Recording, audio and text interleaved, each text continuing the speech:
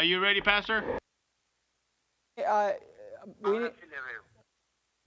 Lo que voy a hacer es que voy a parar cuando all right. a 4. Okay, we're ready to go. Ok, voy a parar a 4 y usted cuenta hasta en su cabeza hasta 0 porque para que así el sonido no salga mi voz. Okay.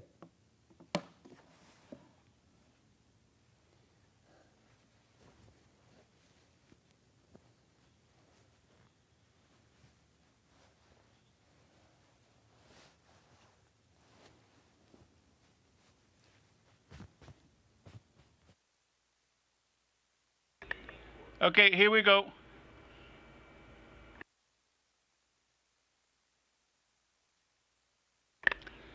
Diez, 9, 8, 7, 6, 5.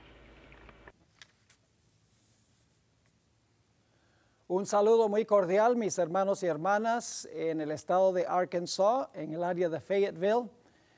Siento mucho que tuvimos unos problemas tecnológicos acá, pero lo que vamos a hacer es, en nuestro tema de esta tarde, que solo podremos tener uno, vamos a completar el que comenzamos esta mañana y luego el último tema lo voy a grabar y se lo voy a mandar a la iglesia de Springville para que puedan mostrarlo en el culto el próximo sábado. Así que lamentablemente la tecnología a veces falla, así que no vamos a poder tener dos temas esta tarde, sino solamente este tema que completa el de esta mañana. Ahora, antes de tener un repaso, queremos pedir la bendición de Dios, así que les invito a inclinar sus rostros conmigo y vamos a elevar una plegaria al Señor. Padre Celestial, venimos a ti agradeciéndote porque eres un Dios de amor, un Dios de misericordia, un Dios que se preocupa por nosotros, un Dios que revela el futuro antes que suceda. Lo haces para que podamos estar listos para los eventos que pronto ocurrirán. Te ruego, Señor, que tú bendigas esta presentación, que derrames tu Santo Espíritu sobre todos los que están escuchando, que podamos entender los tiempos en que estamos viviendo y la preparación necesaria para los eventos que pronto estallarán en este mundo. Gracias, Padre, por escuchar nuestra oración, pues te lo imploramos en el nombre de Jesús. Amén. Bueno, vamos a repasar primero lo que estudiamos en nuestro tema de esta mañana. Y también vamos a repasar un poco lo que estudiamos en el tema de anoche. Hemos estado estudiando la gran cadena profética. Nos dimos cuenta que en Daniel 7 tenemos un león, representa a Babilonia, el reino que gobernaba en los días de Daniel. Luego tenemos un oso. Cuando cae Babilonia se levantan los medos y los persas. Luego entonces tenemos un leopardo. Cuando caen los medos y persas se levanta Grecia. Luego tenemos una cuarta bestia espantosa y terrible, que es el Imperio Romano. Y luego a esa bestia le salen 10 cuernos. El Imperio Romano se dividió en 10 reinos. Y luego entonces se levantó un cuerno pequeño, que es Roma papal. Gobierna desde el año 538 hasta 1798, 1260 años. Pero al final de su periodo de dominio recibe una herida mortal con la espada. El poder civil que usaba para perseguir, ahora esa espada se lanza en contra del poder papal. Y por un tiempo cesa la persecución. La bestia está inactiva, no puede usar los gobiernos del mundo para perseguir. Pero según estudiamos en nuestro tema de esta mañana, la herida mortal de esta bestia se va a sanar. Y luego la bestia o el cuerno pequeño va a hacer lo que hacía cuando tenía dominio. Es decir, va a perseguir de nuevo y va a imponer por ley el cambio en la santa ley de Dios. Estuvimos estudiando en cuanto a la identidad de la bestia que tiene 2 cuernos como de cordero, pero habla como un dragón. Y nos dimos cuenta que esa bestia representa el país de los Estados Unidos de América, que se levanta en el mismo tiempo cuando la primera bestia recibe su herida mortal. Ahora, notamos en nuestro estudio esta mañana que los 2 cuernos representan 2 reinos que existen en los Estados Unidos. Esos 2 reinos son el reino civil, es decir, el gobierno civil, Y el otro reino es el reino eclesiástico, lo que llamamos la iglesia. Es decir, que los dos cuernos como de cordero, y son de cordero porque son los dos reinos que reconoció Cristo, el Cordero de Dios, los dos cuernos como de cordero representan la iglesia y el Estado, no juntos, sino separados. Ahora necesitamos preguntarnos si los fundadores de este país, de los Estados Unidos, reconocieron que en este país iban a existir dos reinos, la iglesia y el Estado, no juntos, sino separados. Quiero comenzar diciéndoles que los fundadores constitucionales de los Estados Unidos no asistían regularmente a la iglesia, en realidad no eran muy religiosos, pero tenían un conocimiento de la Sagrada Escritura. Y ellos conocían lo que había pasado cuando la iglesia judía apeló a Pilato, el gobernante civil, para crucificar a Cristo. Sabían que la iglesia se había unido con el Estado y el resultado había sido la crucifixión de Cristo Jesús. Ellos también conocían que en el libro de Hechos de los Apóstoles, después de la muerte de Cristo, constantemente la iglesia judía apelaba al poder civil de Roma para castigar a los discípulos, a los apóstoles que estaban predicando el evangelio. Conocían muy bien la historia del libro de Hechos, que relata la historia de la iglesia desde el año 31 hasta casi fines del siglo I. Ellos sabían que la iglesia judía apóstata constantemente apelaba a los gobernantes civiles de Roma para coartar la predicación de los apóstoles. Los padres constitucionales de los Estados Unidos también conocían muy bien la historia de la iglesia durante los 1260 años. Ellos sabían que la iglesia papal se había unido con el poder civil para perseguir a los que no estaban de acuerdo con la iglesia. Sabían que la iglesia hacía una inquisición y cuando se hallaba culpable al que no congeniaba con las creencias y las prácticas de la iglesia, entonces la iglesia entregaba al reo al poder civil para que el poder civil lo exterminara. Los padres constitucionales de los Estados Unidos también entendían muy bien la historia de los Estados Unidos en la época colonial. En la época de la colonia, cuando vinieron los peregrinos a los Estados Unidos, encontramos que ellos se trajeron los malos hábitos de Europa.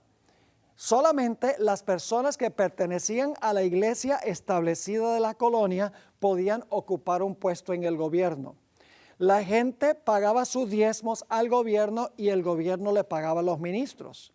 La gente que no iba a la iglesia los domingos porque creían que el domingo era el día de reposo, sufrían azotes o multas o encarcelamiento, y en 3 de las colonias había un decreto de muerte contra los rebeldes que no querían guardar el domingo.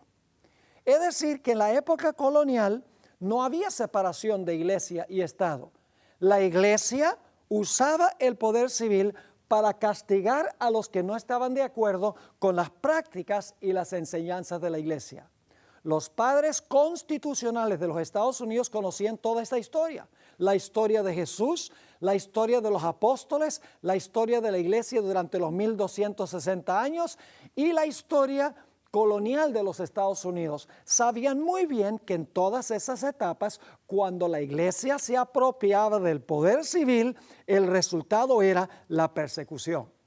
Y por esa razón los padres constitucionales de los Estados Unidos dijeron: nosotros vamos a establecer una nación a donde no se repita esta historia que se realizó con Jesús, con los apóstoles, durante los 1260 años y en la época colonial de los Estados Unidos. Vamos a establecer un gobierno radicalmente distinto. Vamos a establecer una nación a donde reconocemos que existe legítimamente la iglesia y existe legítimamente el Estado. Pero el Estado debe gobernar en asuntos civiles y la iglesia debe gobernar en asuntos religiosos. La iglesia no puede usar el poder civil, ni el poder civil puede usar tampoco a la iglesia. Una separación de iglesia y Estado. 2 reinos en una misma nación, la iglesia y el Estado. Y así fue que en el año 1776 se firmó la Declaración de Independencia de los Estados Unidos. En esa declaración, una de las frases dice que toda persona fue creada igual y tienen ciertos derechos inalienables que nadie les puede quitar. Y entre esos derechos están el derecho a la vida, el derecho a la libertad y el derecho a la búsqueda de la felicidad. Y luego en el año 1787 se ratificó la Constitución de los Estados Unidos. Y esa Constitución básicamente garantizó que el pueblo se podía gobernar a sí mismo a través de sus representantes. Un gobierno del pueblo, para el pueblo y por el pueblo. Y luego en el año 1791 se ratificaron las primeras 10 enmiendas a la Constitución. Se conoce en inglés como Bill of Rights o el Acta de Derechos. Son parte de la Constitución. Y en estas 10 enmiendas se garantizó la libertad civil y la libertad religiosa. Separación de iglesia del Estado. Fíjense que estos documentos se ratificaron poco antes de recibir la bestia su herida mortal. Nuevamente, la Declaración de Independencia fue en el 1776.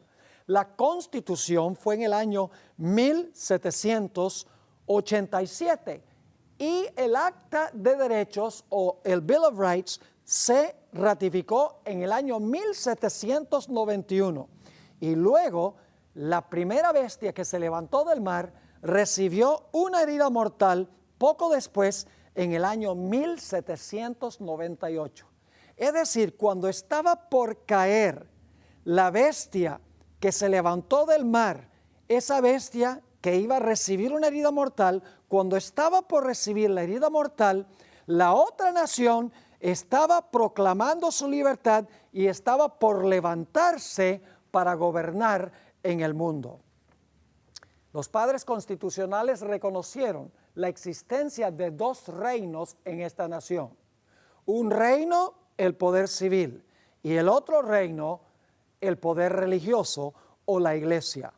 Ellos creían que a cada uno de esos Dios les dio una espada. A la iglesia le dio la espada del Espíritu, que es la palabra de Dios. Dios le dio a la iglesia su espada, que es la Biblia, y esa espada se usa predicando el Evangelio de Cristo. También creían que al poder civil Dios le dio una espada, y esa espada representa el derecho que tiene el gobierno de castigar violaciones del Código Civil. Es decir, la iglesia tenía su espada, la Biblia, y el Estado tenía su espada, la capacidad de castigar violaciones del Código Civil. Durante la Edad Media, todos los asuntos civiles eran decididos por el rey. Si el rey decía, salta, la gente decía, cuán alto.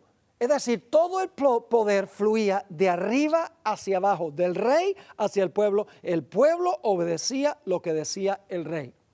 En materia de religión, la gente obedecía lo que decía el Papa. Si el Papa hablaba, la gente sencillamente hacía lo que decía el Papa sin cuestionar.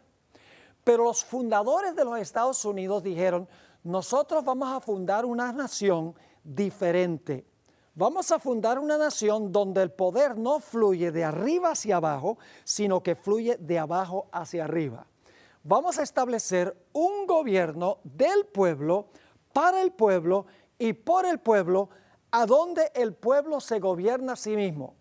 Y vamos a establecer que la iglesia puede funcionar como iglesia sin la intervención del poder civil. En el libro El conflicto de los siglos, la página 495, encontramos esta declaración en cuanto a las intenciones de los fundadores de los Estados Unidos. Dice allí en la página 495, los fundadores de la nación procuraron con acierto que la iglesia no pudiera hacer uso del poder civil, con los consabidos e inevitables resultados, la intolerancia y la persecución. Fíjense entonces, mis queridos amigos, que los fundadores de la patria se aseguraron de que la iglesia no pudiera usar el poder civil, porque ellos sabían que el resultado inevitable de la unión de la iglesia con el Estado es la intolerancia y la persecución. Ahora voy a tomar el tiempo para leer algunas citas de los fundadores de la patria, los fundadores de los Estados Unidos. Entre esos se encuentra George Washington, el primer presidente de los Estados Unidos. Otro es Benjamin Franklin, uno de los próceres de la patria, gran inventor, dicho sea de paso, además de ser un padre de la patria.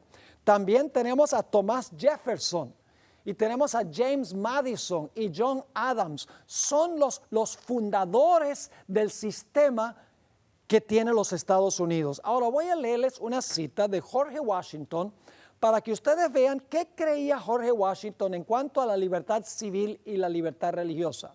Antes de leer la cita, les voy a decir que George Washington presidió la convención constitucional a donde se redactó y se aprobó la Constitución de los Estados Unidos.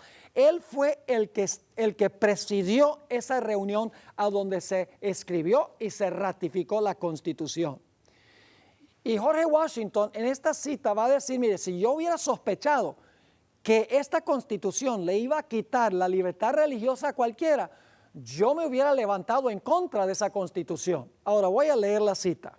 Dice así, está hablando aquí George Washington: nunca hubiera colocado mi firma sobre la Constitución que fue redactada por la convención sobre la cual tuve el honor de presidir, si hubiera albergado la menor duda de que ésta iba a poner en peligro los derechos religiosos de cualquier sociedad eclesiástica. Y si hoy pudiese concebir de algún momento en el futuro en que el gobierno general se administrase de tal manera que la libertad de conciencia estuviese en peligro, les aseguro que nadie sería más celoso que yo en establecer barreras en contra de los horrores de la tiranía espiritual y de toda índole de persecución religiosa.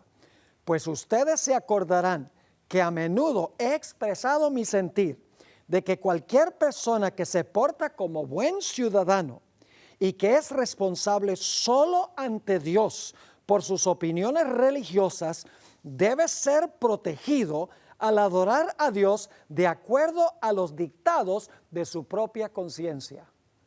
Mis apreciados amigos y hermanos, George Washington tenía muy claro este asunto, de que cada uno debe adorar a Dios de acuerdo a los dictados de su conciencia y que debe comportarse como buen ciudadano. Es decir, pertenece a dos reinos, el reino religioso y el reino civil. George Washington dijo, si yo hubiera sospechado en lo más mínimo que la Constitución iba a quitar la libertad religiosa, nunca hubiera colocado mi firma sobre la Constitución. Otro de los padres constitucionales de los Estados Unidos fue Benjamin Franklin. Quiero leerles una cita de Benjamin Franklin sobre lo que él concebía ser la relación entre la iglesia y el poder civil. Tenía un sentido de humor Benjamin Franklin. Dijo lo siguiente: cuando una religión es buena, creo que se apoyará a sí misma. Y cuando no se apoya a sí misma, y Dios no se encarga de apoyarla, sino que los que la profesan se ven obligados a buscar la ayuda de los poderes civiles para sostenerla, es señal, creo yo, que es una religión mala. Según Benjamin Franklin, entonces, ¿qué es una religión mala? Una religión mala es la que apela al poder civil para que el poder civil la apoye. Franklin dice, una buena religión se apoya a sí misma, sin la necesidad del apoyo o de la ayuda del poder civil. Benjamin Franklin reconoció que hay dos reinos, el poder religioso y el poder civil, separados, donde uno no interfería con el otro. Ahora hablemos un poco de Thomas Jefferson. Yo he tenido el privilegio de visitar varias veces el monumento a Jefferson en la ciudad de Washington, D.C. Siempre me gusta ir allí y sentarme para recordar la historia del origen de la Constitución de los Estados Unidos. Thomas Jefferson fue uno de los arquitectos de la Constitución. Y allí, en mármol blanco, en el monumento de Jefferson, se encuentran las palabras que les voy a leer ahora. Dijo lo siguiente: el omnipotente Dios creó la mente humana libre. Todo intento de influenciarla por medio de castigos o cargas temporales es desviarse del plan del santo autor de nuestra religión. Ninguna persona se verá obligada a frecuentar o a apoyar ningún ministerio o culto religioso, ni sufrirá por causa de sus opiniones o creencias en materia de religión, sino que todos tendrán la libertad de profesar y defender por la argumentación sus propias opiniones en materia de religión. Noten nuevamente que Thomas Jefferson está diciéndonos que hay una separación entre la iglesia y el Estado. Dios creó la mente humana libre. El poder civil no puede obligar a la gente a frecuentar o apoyar ningún ministerio o culto religioso. Las opiniones y creencias en materia de religión son asunto personal del individuo. El poder civil no puede interferir. Nuevamente, separación de la iglesia del poder civil. Dos reinos en una misma nación, no juntos, sino separados. Jefferson en otra ocasión dijo: solo el error necesita el apoyo del Estado. La verdad se puede sostener por sí misma. Fíjense que dice: solo el error necesita el apoyo del Estado. La verdad se puede sostener por sí misma. En otra ocasión, Thomas Jefferson hizo esta declaración: los poderes legítimos del gobierno se limitan tan solo a las acciones que le causan daño a los demás. Es decir, el gobierno tiene que proteger a la gente de hacerle daño a ellos. Sigue diciendo: a mí no me hace ningún daño si mi vecino cree que hay 20 dioses o ningún Dios. Esto ni me roba la billetera ni me quiebra la pierna. Ahora, si alguien le roba la billetera o le quiebra la pierna, el poder civil tiene que intervenir con la espada para castigar. Pero él dice: mire, si la gente cree que hay un Dios o hay 20 dioses, eso a mí no me va ni me viene, no me quiebra la pierna ni tampoco me roba la billetera. Nuevamente, la idea de que el poder civil está para proteger a la sociedad en lo que respecta a los últimos 6 mandamientos, pero el Estado no puede tener nada que ver con la iglesia y las opiniones religiosas. Thomas Jefferson reconoció los peligros de que los sacerdotes tomaran posesión del poder civil o del gobierno. En cierta ocasión, en una carta a von Humboldt en 1813, dijo lo siguiente: creo que la historia no nos da ni un solo ejemplo en que un pueblo dominado por un sacerdocio disfrute de un gobierno civil libre. Fíjese, dice, cuando los sacerdotes están dominando el poder civil, el resultado es que no hay libertad civil y tampoco libertad religiosa. En otra ocasión, a Thomas Jefferson, en otra carta que le escribió a H. Spafford en 1814, dijo lo siguiente: en todos los países y en todas las eras, el sacerdote ha sido hostil a la libertad. Siempre se alía el sacerdote con el déspota, apoyando sus abusos a cambio de su protección. Los padres constitucionales de los Estados Unidos claramente, mis apreciados amigos, creían en la separación de la iglesia del poder civil. En materia de religión, cada individuo puede tener sus propias opiniones y las puede defender. En materia civil, El propósito del poder civil es proteger la propiedad, proteger a los padres, proteger el matrimonio, proteger la vida, proteger la reputación. Es decir, el propósito del gobierno es proteger las relaciones entre ciudadanos, pero el poder civil no puede dictar lo que una persona cree en materia de religión ni lo que practica en materia de religión. Ahora, hay una asociación en 1802, la Asociación Bautista de Danbury, que le escribió una carta a Jefferson y en esta carta le pidió que explicara cómo era que la Constitución iba a proteger las opiniones religiosas de la gente. Thomas Jefferson les contestó esta pregunta en la siguiente declaración.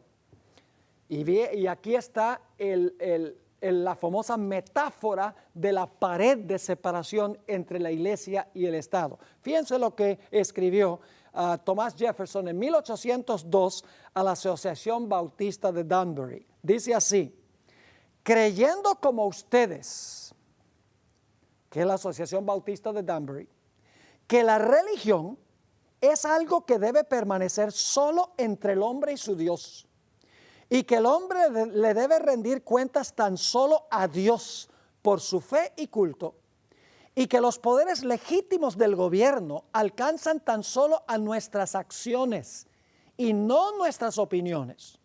Yo contemplo con soberana reverencia el acta de todo el pueblo americano que declara que la legislatura no debe redactar ninguna ley que tenga que ver con el establecimiento de religión ni que prohíba el libre ejercicio de ella, edificando así un muro de separación entre la iglesia y el Estado.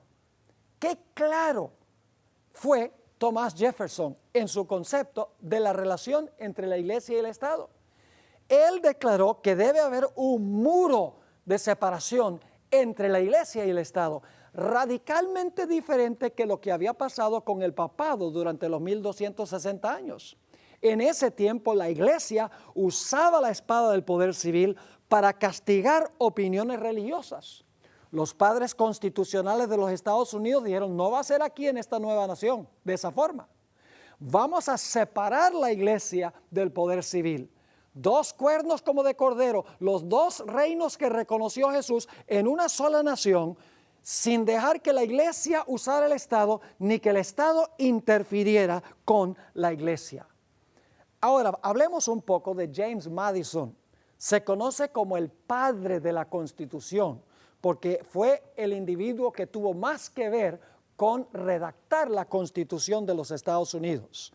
Voy a leerles algunas citas de él para que ustedes vean que este padre constitucional tenía el mismo concepto. Dice allí, en una de las citas de Jaime Madison, lo siguiente: no veo ni una sombra de bien en que el gobierno general, es el gobierno federal, se entrometa con la religión. Dice, no veo ni la sombra de bien que el gobierno federal se meta en la religión. Dice, aún la más mínima interferencia del gobierno general en la religión sería una usurpación descarada.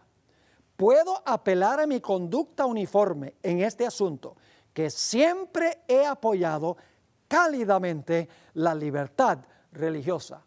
Fíjense, ni una sombra de bien en que el gobierno general se entrometa en la religión. La más mínima, dice él, interferencia sería una usurpación descarada por parte del gobierno. En otra cita, una carta a Edward Livingston en julio 10, 1822, encontramos que Jaime Madison declaró lo siguiente: le estamos enseñando al mundo la gran verdad que los gobiernos pueden existir mejor sin reyes y nobles que con ellos. Y luego dice, el mérito se duplica por la otra lección que nos enseña, y es que la religión florece con mayor pureza sin la ayuda del gobierno más bien que con su ayuda. Es decir, la religión prospera y florece mejor sin la ayuda del gobierno que con la ayuda del gobierno. A veces yo le pregunto a la gente, oye, ¿a cuántos reinos perteneces tú? Y la gente dice, bueno, yo pertenezco a un reino, soy ciudadano de los Estados Unidos. Y yo le digo, no, tú vives en los Estados Unidos, pero tú perteneces a 2 reinos en esa misma nación. Y me dicen, ¿cómo es eso? Y entonces les digo, mira, en primer lugar, tú perteneces al reino de Cristo, perteneces a la iglesia y llegaste a unirte a ese reino por el bautismo. Pero también eres ciudadano de los Estados Unidos, del poder civil de los Estados Unidos. Es decir, tú eres ciudadano de la iglesia por el bautismo, por el nacimiento, por el nuevo nacimiento, y también eres miembro del Estado por el nacimiento que tuviste en ese país. Es decir, cada persona que es ciudadano de los Estados Unidos, que nació aquí, y cada persona que se bautizó y se unió a la iglesia, es miembro de 2 reinos en una misma nación. Ahora, permítame hablarles por un momento en cuanto a John Adams, otro de los padres constitucionales. En 1797, solo un año antes de que la bestia recibiera su herida mortal, se aprobó una ley en el Senado de los Estados Unidos que se conoce como el Tratado de Trípoli. Y en este Tratado de Trípoli, una porción decía esto: el gobierno de los Estados Unidos en ningún sentido está fundado sobre la religión cristiana. Fíjense qué interesante esta declaración. El gobierno de los Estados Unidos en ningún sentido está fundado sobre la religión cristiana. Y a algunos no les gusta esa idea. Dicen, oh no, los Estados Unidos fue fundada sobre la religión cristiana. Eso sería inconstitucional, sería una violación de lo que enseñaron los padres constitucionales. Porque favorecer a la religión cristiana es establecer religión. Establecer una religión por encima de las otras religiones. Y los padres constitucionales sencillamente dijeron que el gobierno civil no puede tener nada que ver con religión. Es interesante que este Tratado de Trípoli fue llevado al Senado de los Estados Unidos en mayo de 1797. Ahí en el Senado se leyó en voz alta. No solo eso, sino que a cada senador se le dio una copia escrita del tratado. Se votó el Tratado de Trípoli unánimemente en el Senado, no hubo ni un solo voto en contra. Y luego se publicó también en los periódicos de Filadelfia y los periódicos de Nueva York, y no hubo ni un ápice de protesta de parte de nadie. El Senado lo aprobó unánimemente y la gente cuando lo leyó en el periódico dijo, esto está perfectamente bien. Ahora, los Estados Unidos no se fundó sobre la religión cristiana. Los Estados Unidos es más bien una nación que tiene una mayoría de cristianos. No significa que los Estados Unidos están en contra de la religión. No, pero el gobierno de los Estados Unidos sencillamente significa que no favorece una religión por encima de otra religión. Porque la Constitución separa la iglesia del poder civil. Ahora, hablemos por unos momentos de la primera enmienda a la Constitución de los Estados Unidos. La primera enmienda consiste de 3 cláusulas. Las primeras 2 cláusulas tienen que ver con religión y la tercera cláusula tiene que ver con derechos civiles. Fíjense que en la primera enmienda está la libertad religiosa y la libertad civil. La primera enmienda a la Constitución, que es parte de la Constitución, dice lo siguiente: el Congreso no hará ninguna ley, porque el Congreso redacta las leyes. El Congreso no hará ninguna ley con respecto al establecimiento de religión. Esa es la primera cláusula. El gobierno, a través del Senado, del Congreso, no puede redactar ninguna ley que tenga que ver con religión. Pero hay más. La segunda cláusula de la primera enmienda, después de decir el Congreso no hará ninguna ley con respecto al establecimiento de religión, la segunda cláusula dice ni que prohíba su libre práctica. Es decir, el Congreso no puede redactar ninguna ley que establezca alguna observancia religiosa o establezca una iglesia por encima de otra o una religión encima de otra. El Congreso no puede redactar ninguna ley que establezca religión en ningún sentido de la palabra, ni tampoco puede establecer una ley que prohíba que la gente practique su religión. Permítame darles un ejemplo para que puedan entender lo que significan las primeras dos cláusulas de la primera enmienda. Supongamos que el Congreso de Estados Unidos redactara una ley que dijera que todos los habitantes de los Estados Unidos tienen que guardar por ley el domingo como día de reposo. Yo pregunto, ¿sería eso constitucional o sería inconstitucional? Claramente sería una violación de la primera enmienda, porque la primera enmienda dice que el Congreso no puede hacer ninguna ley que establezca alguna observancia religiosa. Y establecer el domingo como el día de reposo sería el Congreso hacer una ley para establecer religión, que está prohibido por la Constitución. Ahora, supongamos que el Congreso redactara una ley que prohíbe que la gente guarde el sábado. ¿Sería esa ley constitucional o sería inconstitucional? Mis queridos amigos y hermanos, no cabe duda que esa ley sería inconstitucional, porque la segunda cláusula de la primera enmienda dice que no puede el Congreso redactar ninguna ley que prohíba que la gente practique su religión. Es decir, el Congreso no puede hacer una ley de que todos tienen que guardar el domingo o que prohíba la observancia del sábado, porque las primeras dos enmiendas claramente le prohíben al Congreso hacer una ley que establezca alguna observancia religiosa o que prohíba que la gente practique libremente su religión. Es decir, claramente los dos cuernos como de cordero que tenía esta bestia sobre su cabeza representa dos reinos en una misma nación. El primer reino es el poder civil, el gobierno. El segundo cuerno representa la iglesia, el poder religioso.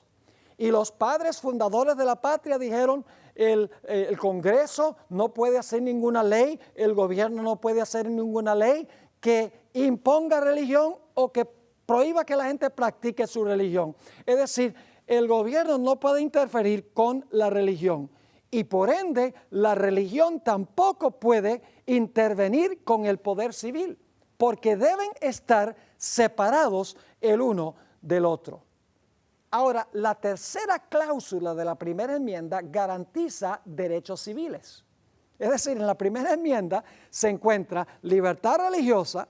El Congreso no puede hacer ley que establezca religión ni que prohíba que usted practique su religión, pero la primera enmienda también garantiza libertad civil. Fíjense, los dos cuernos, libertad civil y libertad religiosa. Iglesia y Estado. Dice la tercera cláusula, ni que coarte la libertad de expresión, ni la libertad de la prensa, o el derecho que tiene el pueblo de reunirse pacíficamente y de pedirle al gobierno que se les haga justicia. Claramente, la primera enmienda a la Constitución dice que el Estado y la Iglesia deben estar separados. Ahora, ¿qué tiene esto que ver con lo que hemos estado hablando? Aquí viene la triste historia. Como estudiamos esta mañana, esta bestia que se levanta de la tierra, que en una sola nación tiene estos dos principios de libertad civil y religiosa, donde la iglesia no interfiere con el Estado, ni el Estado con la iglesia, de repente esta bestia va a empezar a hablar como un dragón. Lo que va a hacer es brindarle el poder civil a la primera bestia para que la primera bestia haga lo que hacía durante los 1260 años. Es decir, lo que va a suceder es que esta nación que comenzó tan bien, con esta idea de separar la religión de la política, no mezclar los dos, va a llegar al momento donde esta nación va a imponer la marca de la primera bestia. Va a ser una imagen de la primera bestia. Va a mandar a todos a adorar a la primera bestia. Va a ejercer la autoridad de la primera bestia. Todo lo que va a hacer, lo va a hacer para ayudar a la primera bestia. Los Estados Unidos, en otras palabras, va a llegar a ser un instrumento en las manos del papado. Le va a prestar el poder civil al papado para perseguir a los que no están de acuerdo con la religión de la Iglesia romana, específicamente con el asunto del día de reposo. Y esto nos trae a nuestro siguiente punto. En Apocalipsis 14 está lo que se conoce como los mensajes de los tres ángeles. Es el último mensaje de Dios al mundo. Y el primer ángel hace un llamado muy especial, un mandato muy especial a todos los habitantes de la tierra.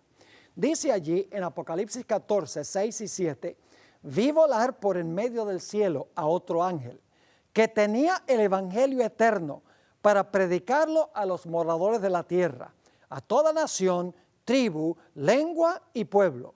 Ahora fíjense lo que dice este ángel, diciendo a gran voz, temed a Dios y dadle gloria, porque la hora de su juicio ha llegado. Y luego dice, y adorad a aquel que hizo el cielo y la tierra, el mar y las fuentes de las aguas. ¿Saben de dónde viene ese lenguaje? Viene del cuarto mandamiento de la ley de Dios. Habla en cuanto a la creación, nos lleva en realidad a Génesis 2, que estudiamos en nuestro primer tema. Ahora escuchen bien, el mensaje del primer ángel, un mensaje final al mundo, dice que debemos adorar al Creador. Yo pregunto, ¿cuál es la señal que dejó Dios de que Él es el Creador, por la cual nosotros lo reconocemos a Él públicamente como el Creador? Esto lo estudiamos en nuestro primer tema.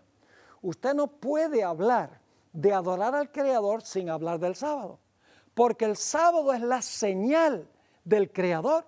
El cuarto mandamiento dice que debemos adorar a Dios porque en 6 días Él hizo este mundo y reposó el séptimo día. Es decir, que adoramos a Dios porque es el Creador y la señal del Creador es el sábado. El mensaje del primer ángel nos lleva al cuarto mandamiento de la ley de Dios, el sábado, y nos lleva a la misma creación. La señal del pueblo de Dios al final del tiempo será guardar el sábado en honor al Creador. Pero la Biblia también habla de la bestia. Ya hemos identificado a la bestia como el cuerno pequeño. Es el mismo sistema. El cuerno pequeño pensó que podía cambiar la ley de Dios.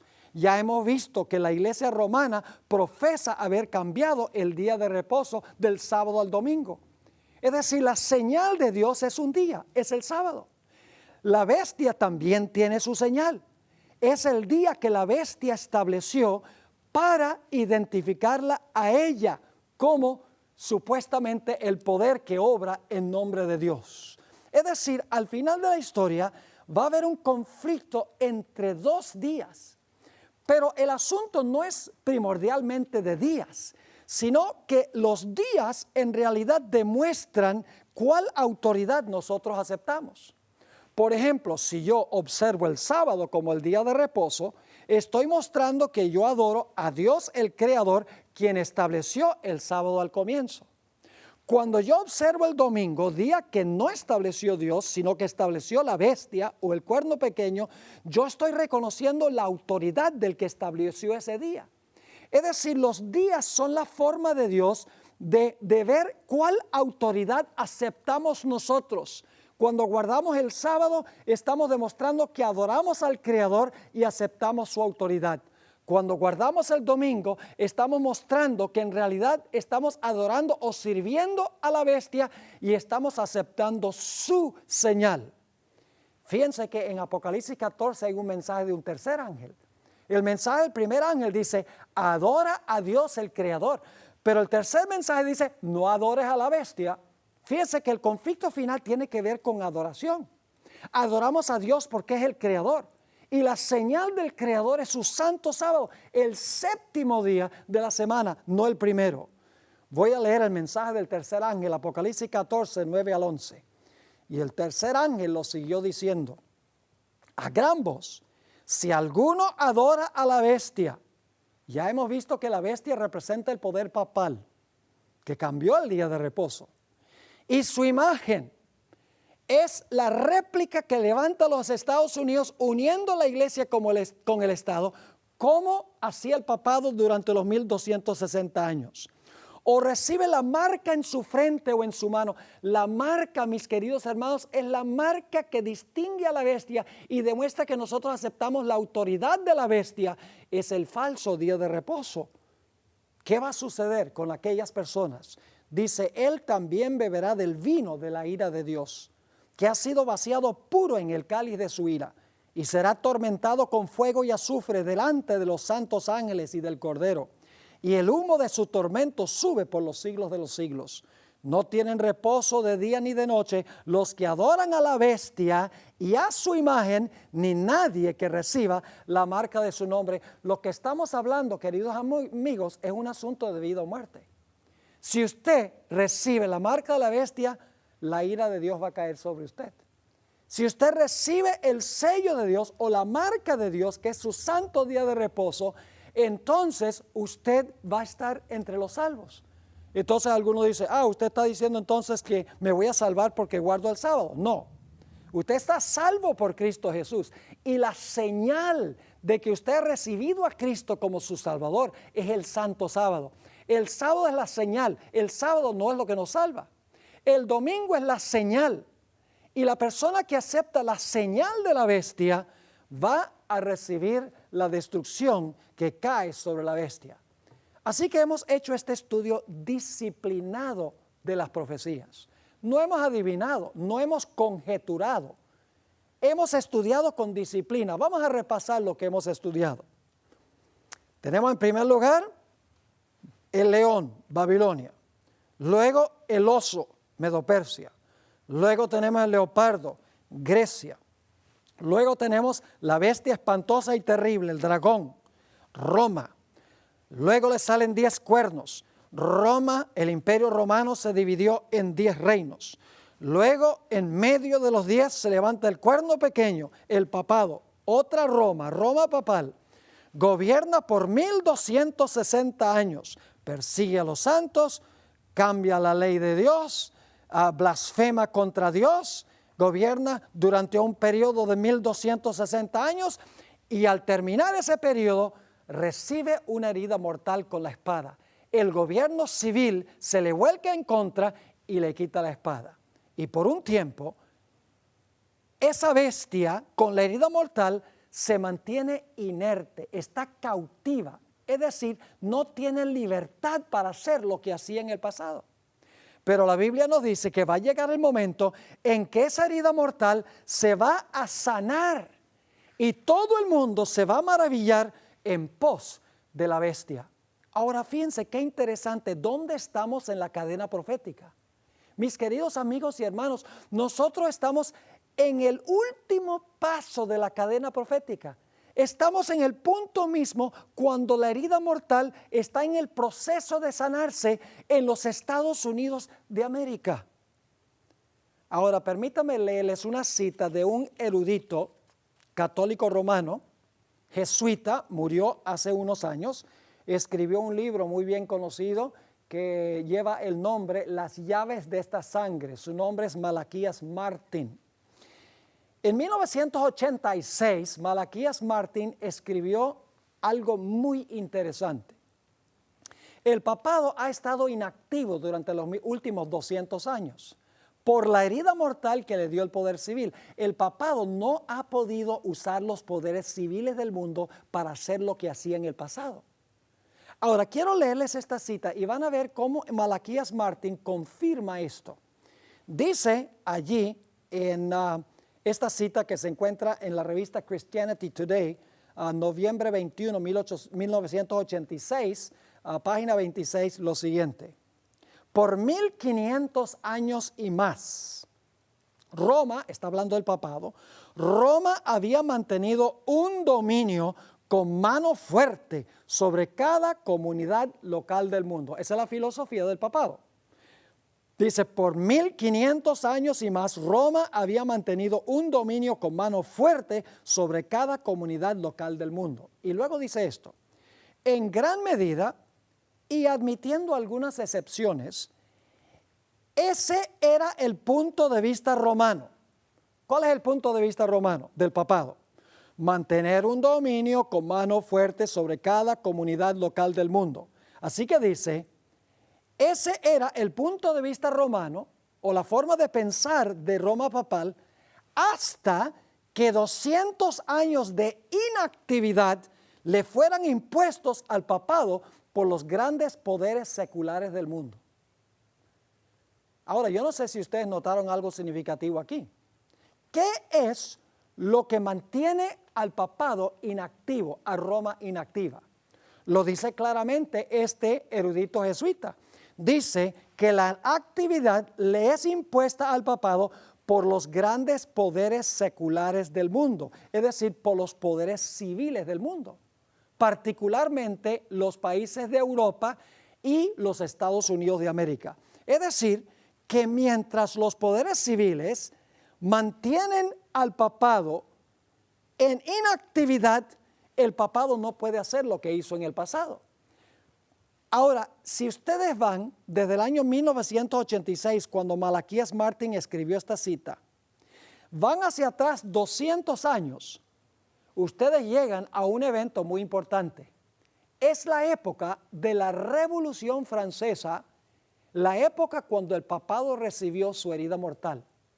Lo que está diciendo este sacerdote jesuita, sin en realidad darse cuenta de que lo está haciendo, es que la inactividad del papado, que es otra forma de decir la herida mortal del papado, viene 200 años antes, en la década de los 1780 y 1790, cuando los poderes civiles tornaron al papado inactivo.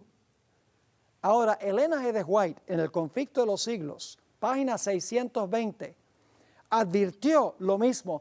Dijo que los poderes civiles son los que mantienen atado al papado, porque no permiten que el papado los use como el papado los usaba en el pasado.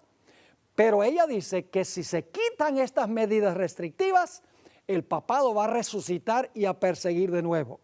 Dice allí en esa cita, deróguense, que significa quítense, las medidas restrictivas. Fíjense, quítense las medidas restrictivas impuestas en la actualidad por los gobiernos civiles. Yo pregunto, ¿quiénes son los que ponen la restricción? Dice la escritora que es los gobiernos civiles. Y luego dice, y déjesele a Roma que recupere su antiguo poder y se verán resucitar, fíjate, porque tiene una herida mortal, se verán resucitar en el acto su tiranía y sus persecuciones. Es decir, mientras que los gobiernos civiles ponen medidas restrictivas, tiene la herida mortal. Pero si se quitan esas medidas restrictivas y el papado puede usar nuevamente el poder civil, dice ella, va a resucitar y nuevamente va a comportarse como un poder tiránico y va a perseguir. Mis queridos amigos y hermanos, nosotros estamos viendo cosas increíbles que están sucediendo hoy en día en el mundo y particularmente en los Estados Unidos de América. Permítame compartir algunos datos con ustedes. A fines de septiembre va a venir a los Estados Unidos en una visita muy especial el Papa Francisco I. Va a venir a dar un discurso en las Naciones Unidas. Va a reunirse con el presidente Obama en la Casa Blanca. Va a dar un discurso a todo el Congreso conjunto de los Estados Unidos. Y luego va a ir a Filadelfia, a donde irónicamente se ratificó la Declaración de Independencia, la Constitución de los Estados Unidos y el Acta de Derechos, las primeras 10 enmiendas a la Constitución. No es coincidencia que Francisco I va a Filadelfia, a donde se aprobaron los documentos que separan la iglesia del Estado, porque él tiene interés en unir la iglesia con el Estado. Es interesante que están esperando cerca de 2 millones de personas que van a visitar de todos los países del mundo en la ciudad de Filadelfia. Es aterrador que los Estados Unidos cada día parece cooperar más con el Vaticano, el gobierno de los Estados Unidos. El gobierno de los Estados Unidos cooperó con Juan Pablo II para derrocar la cortina de hierro, para fragmentar lo que había sido la Unión Soviética. Ustedes saben que los Estados Unidos, a través del presidente Obama, apeló al Papa para que le ayudara a establecer relaciones diplomáticas con Cuba. Y ahora los Estados Unidos tienen las relaciones diplomáticas. El presidente Obama le pidió al Papa que lo ayudara a cerrar la base militar en Guantánamo, o no la base militar, sino la prisión en Guantánamo. No ha sucedido todavía, pero el Papa está trabajando en eso. Además de eso, el Papa se va a reunir en la Casa Blanca con el presidente de los Estados Unidos y va a dar un discurso al Congreso en pleno de los Estados Unidos de América. Un individuo cuyo sistema es radicalmente opuesto a los principios sobre los cuales fue edificado este país. Un sistema que cree que hay que unir la iglesia con el Estado, hablándole a otro sistema que predica en sus documentos inaugurales la separación radical entre la iglesia y el Estado. ¿Y saben lo que es triste? La mayoría de los cristianos hoy en día no ven ningún cumplimiento de las profecías con Roma papal y los Estados Unidos. Prácticamente todos los cristianos están mirando allá a Israel, al Medio Oriente, y están mirando a ISIS, y están mirando a los musulmanes, y están viendo lo que está creciendo Rusia y la China, y tienen todos sus ojos puestos en el Oriente. Y mientras tanto, la cadena profética nos muestra que los poderes peligrosos al final son el papado y los Estados Unidos, y nadie se da cuenta porque están mirando a donde no es. Satanás ha llevado al mundo cristiano a interpretar incorrectamente las profecías, a mirar a donde no se están cumpliendo para que él pueda dar rienda libre a su metodología en el occidente y nadie pueda ver que se están cumpliendo las profecías. Pero cuando seguimos la cadena profética como hemos hecho, vemos claramente que los poderes que van a jugar una función al final de la historia se van a unir para perseguir al pueblo de Dios son el papado en Roma y el país de los Estados Unidos. Ahora, ¿saben algo interesante? Todo el mundo admira a Francisco I. Cada vez que él se aparece, centenares de miles y millones de personas lo siguen y lo admiran. Se han hecho encuestas. Más del 90% de personas en muchos países admiran a Francisco I. Y como les mencioné, van a ir millones de personas a Filadelfia. Nosotros tenemos de parte de nuestro ministerio planes de ir con varias personas para repartir un DVD especial para esa ocasión sobre el sábado y sobre los peligros que representa este sistema. Ahora, quiero que noten ustedes un versículo muy importante en Juan 17:14. Aquí está hablando Jesús en cuanto a sus discípulos. Está orando a su Padre y dice en cuanto a sus discípulos, yo les he dado tu palabra y el mundo los aborreció porque no son del mundo como tampoco yo soy del mundo. Claramente Jesús dijo ahí que sus seguidores serían aborrecidos por el mundo.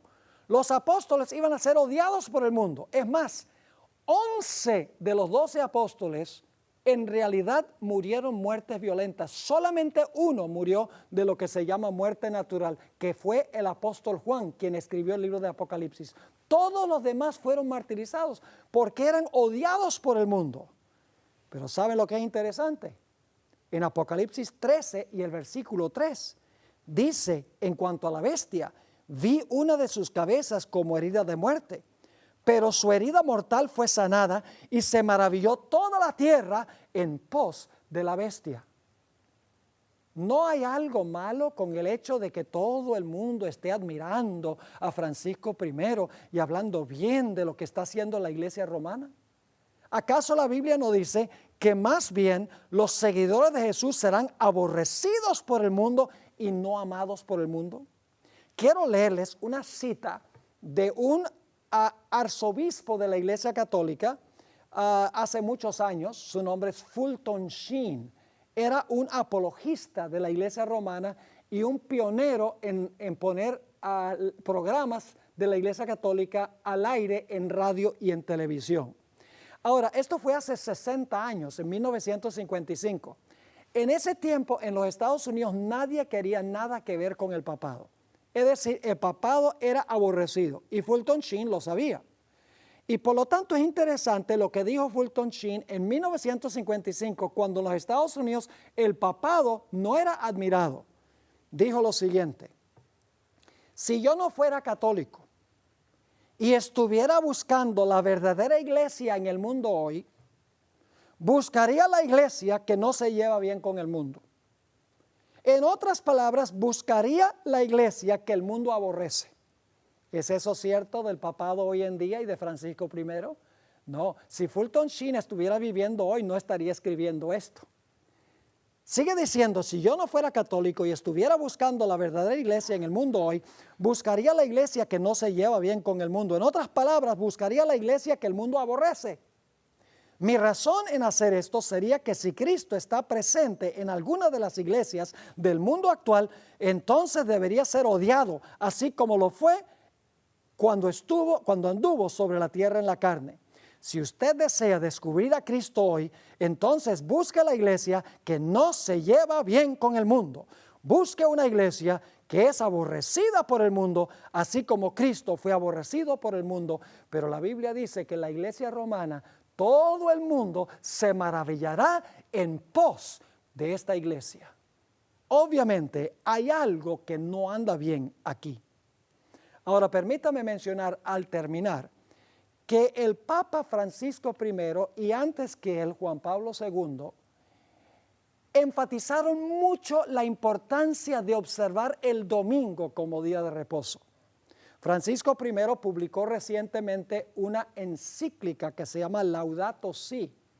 Y básicamente en esa encíclica él presenta lo que ha presentado desde el comienzo de su pontificado. Y es que el domingo se debe apartar como un día especial para que la familia se pueda reunir y la familia pueda ir a misa y asistir a la iglesia y la familia pueda renovar las relaciones unos con otros. También ha enfatizado que el domingo se debe guardar como un día especial para darle un descanso al medio ambiente, para tratar de aliviar el problema del cambio climático. Y finalmente ha dicho que el domingo se debe apartar como un día especial para que los pobres que trabajan tan duramente puedan tener un día de reposo, porque la vida no consiste en sencillamente trabajar. Ahora, yo quiero decirles, lo que él está diciendo es loable. ¿Quién diría que no sería bueno tener un día donde la familia pueda reunirse para ir a la iglesia? ¿Quién diría que en realidad no sería bueno darle al medio ambiente un descanso un día a la semana? ¿Quién diría que no es bueno que los patrones le den un día de descanso a las personas menos afortunadas? Estamos de acuerdo con que debe haber un día en que se realice todo esto. El problema es muy sencillo. El día que Francisco I dice que se debe apartar es el primer día de la semana, el domingo. El día está equivocado. Es el día que la iglesia romana cambió. Y él dice, el domingo es que hay que hacer esto. La Biblia dice, no, es el sábado el día cuando se le debe dedicar a la familia. Es el sábado cuando se debe descansar el medio ambiente. Es el sábado cuando se le debe dejar descansar a los pobres, a los que trabajan para que puedan reposar un día. Inclusive las bestias deben reposar ese día. Pero no es el domingo, es el sábado. Así que mis queridos hermanos y amigos, la crisis final será en cuanto a quién sigue usted, a quién sirve usted. Si usted guarda el sábado, es un anuncio público que usted reconoce a Dios el Creador y acepta su autoridad. Si usted guarda el domingo, usted está diciendo, yo sigo y yo adoro o me maravillo en pos de este sistema que estableció el domingo como día de reposo y acepto la autoridad del que cambió el día. La crisis final es muy sencilla. La crisis final tiene que ver con cuál autoridad acepta usted. Y esa autoridad se demuestra por el día que usted guarda. Por esa razón es que en la Biblia se nos dice que si alguien pertenece a este sistema de la bestia o pertenece al protestantismo apóstata que enseña que se debe guardar el mismo día, Dios hace un llamado y dice, salid de ella, pueblo mío, para que no seáis partícipes de sus pecados y no recibáis de sus plagas. Es mi anhelo y mi oración al concluir esta serie, mis queridos amigos y hermanos, que cada uno de nosotros reflexionemos seriamente y tomemos la decisión de que vamos a guardar el santo sábado del Señor de esta manera, adorando al Creador, demostrando que aceptamos su autoridad y que vamos a proclamarle al mundo cuál es el punto de contención al final para que todos los seres humanos tengan la oportunidad de tomar una decisión de seguir a Dios y rechazar la bestia, su imagen y su marca. Que Dios les bendiga y les ayude a decidir correctamente. Oremos. Padre Celestial, te damos gracias por la claridad de las profecías. Padre, te damos gracias porque tú no has dejado dudas en cuanto a lo que está pasando. Has demostrado todo el curso de la historia, desde Babilonia hasta el final de la historia, sin ninguna interrupción, para que podamos saber a dónde estamos en el curso de la historia a cada instante. Vemos que en la cadena estamos en el puro final, cuando la herida mortal se está sanando, cuando los Estados Unidos está cooperando con el papado y ayudándole al papado a recuperar su poder. Padre Celestial, te ruego que nos des la valentía de ponernos de tu lado. Si estamos en el lado de la bestia, ayúdanos a tomar la decisión de cambiar de lado a tu lado. Y ayúdanos, Señor, a proclamar estas cosas al mundo para que el mundo pueda saber. Gracias, Padre, por escuchar nuestra oración, pues te lo imploramos en el precioso nombre de Jesús. Amén. Hermanos y hermanas, Dios les bendiga. Fue un placer estar con ustedes. Voy a grabar el último tema esta semana, lo voy a mandar al pastor y se va a transmitir allí en la iglesia de Springville el próximo sábado en el culto. Dios les guarde y les bendiga y les conceda su paz.